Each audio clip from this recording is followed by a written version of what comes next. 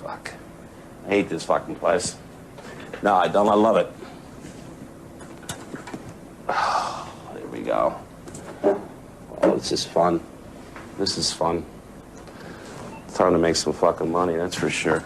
GM, and welcome back to the channel. In this video, we have an update here on Polkadot, who seemingly are running out of runway at a very quick speed. So that's going to be the main focus of this video. Is it potentially going to be a dead chain? Stay tuned to find out. Let's jump in.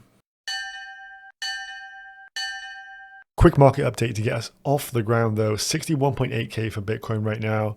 Jay Powell currently speaking and the market reacting negatively here, but typically Tuesdays, as per Crown's analysis, have been the most likely to close down.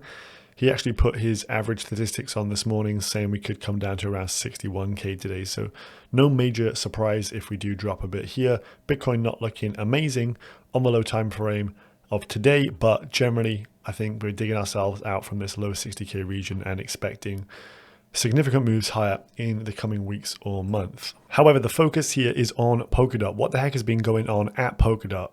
Well, having used Polkadot extensively last cycle during the parachains and not really seeing much developments in terms of the Polkadot.js wallet is still really bad user experience. Pretty terrible, to be honest with you. Anyone that enters the market new, they're going to take one look at that thing and not know how to use it. So they haven't really tackled many of the key issues around account abstraction, user-friendly wallets, all that kind of stuff. So it's kind of a difficult ecosystem to get involved with. Price point, $6.30 for Pico top last cycle, $50 when everyone staked their DOT tokens for the parachain leases, but it hasn't done anything really.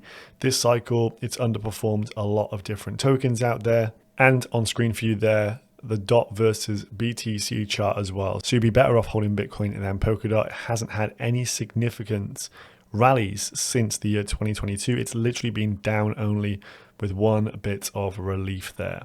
So this is the damning news for Polkadot here. So DeFi Ignace posted this: Polkadot spent 37 mil in outreach during the first half of 2024, targeting new users, developers, and businesses. To be honest with you, on the timeline, I've seen nothing on Polkadot for quite some time. It's been a ghost town. None of the big influencers that we know and enjoy the content of, or people who have keyed into the markets and have been trading very well, no one's had any actual positive words around Polkadot. No one's been actively trading it as if it's got some good potential. Nothing's been happening. So where has the money been spent here if they're spending all of this on the likes of ads, influencers, etc.? They spent over $36 million, almost 5 million DOT tokens. And so you have to wonder about Polkadot itself. The DOT token inflates at roughly 10% per annum. And as you can see, they are just like using these tokens willy-nilly. So looking at the shape of their treasury here, it's almost all in the Polkadot token. So they have to sell their token mercilessly in order to fund themselves, which is not a good state to be in. Within here, it states that they have around 8 mil in USDT, USDC, but are buying more, i.e. selling DOT to have more stable coins on hand. So if you do check that out for yourselves, it's just a treasury pretty much exclusively of DOT tokens. And they've just been hemorrhaging money month over month with a huge burn rate here. And the burn rate would mean they actually run out of funds in 2 years' time if it stays the same. So they put forward some proposals to try and mitigate the amount of DOT they've been spending, trying to obviously cut some of the slack from there. There must be a lot of slack they can cut because that is a crazy amount of spend from a team we really don't hear much about, and we haven't seen any developments, any consumer apps, anything like that. It hasn't been in the narrative in crypto or had mindshare for some time here. So it is kind of worrying what happens to some of these alt layer one ecosystems. Sponsorship wise, they spent 10 mil sports sponsorship. So the majority of this has gone to sponsoring Inter Miami, the football club in the US, with Messi there sporting the shirts. They've also sponsored a race driver, as you can see from his suit there. Influencers, though, they've been absolutely splashing the cash on influencers the names of which will pull up in just a second. At conferences, spending 4.5 mil on side events. 3 parties cost them 540k. Their side event at Token 2049 was 420k. I wish I went across to that one and drunk my body weight in booze.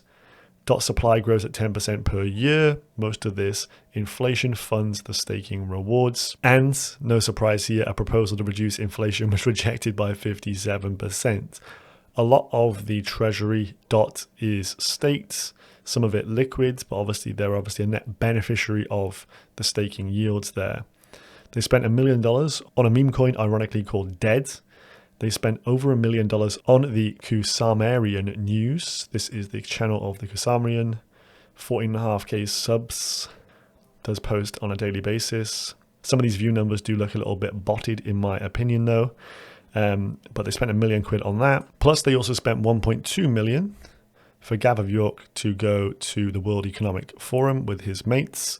And 39k for sign language videos, cost them 39k for 9 videos, which averaged 10 views per piece. So I'm sure that was money well spent.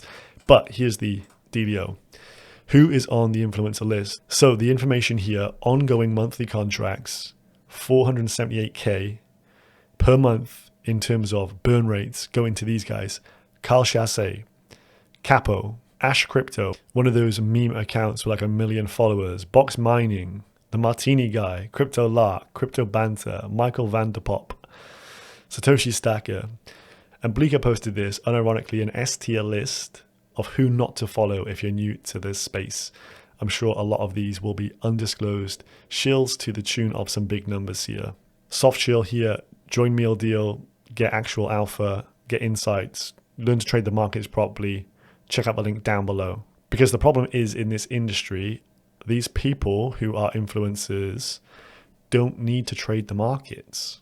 They're getting paid hand over fist to do these promos, i.e. in here you can see Crypto Saving Expert from the Martini Guy getting paid 6,600 each and every month. A few of these little contracts, you don't need to be bothering trading. You don't have to put all the effort into your trading. You just make promo videos and hope for the best. And you just milk these treasuries from these overinflated tokens. So Polkadot looks rather bleak to me, but I do want to finish on some more positive vibes for the DOT eco overall, but mainly ASTAR network, to be honest with you here, because ASTAR fits into a bigger narrative wider than Polkadot. It's its own entity. And that has a great partnership with Sony. So you may have seen the news around Sony launching its own crypto exchange. It's bought one out from the Amber Group. It's going to have a full rebrand. I think it's going to be called Whalefin. And they're also going to be launching their own layer 2 environment as well. Now, why is this interesting with ASTAR? Because Sony invested at seed level, into Startail Labs. Startail Labs is a sister company of ASTAR, but recently, as you can see here, ASTAR Network and Startail are merging. So the sister kind of company, almost think of it as ETH and Consensus, ASTAR, Startail. Well, they're now merging. So Sony is essentially partnering with ASTAR here. So this is very big for the wider narrative of Japan. Japan need a win in Web3. Web3 AI, they're going to have to hope for an absolute home run because their economic conditions are rather poor and their outlook with the demographics not looking good. And generally, the government in Japan have been pushing for a Web3 strategy. So I think the ASTAR revolution with Sony is something to definitely have on the back of your mind's eye. Sony, of course, own PlayStation. They've also filed patents for NFTs to be integrated into games. You can see, put 2 and 2 together there, come up with 5. Potentially crypto gaming going to get boosted by the likes of Sony with whatever they do on this layer 2. You're also seeing some public companies in Japan take a positive shine for Bitcoin. Metaplanet, I believe this is the one that is advised by Dylan Leclerc, adding Bitcoin to the balance sheet. Yeah, not a huge amount, 161 BTC, but better than not stacking at all. So there are some positive news stories out there. I would say overall Polkadot is kind of an Eastern facing project overall, even though they seem to be using weird influencers in the West. I do think there are a few shining lights, ASTAR being pretty much one of the only ones out there for me, because developments at Polkadot at a chain level have not been good over this bear market. Nothing to really show from them. Burn rate of less than 2 years. They are literally going to be thanking their lucky stars that we get a bull run and they're able to sell more of their own tokens to further that runway into the future. But those are just my thoughts. Hope you enjoyed this one. See you in the next one. Peace.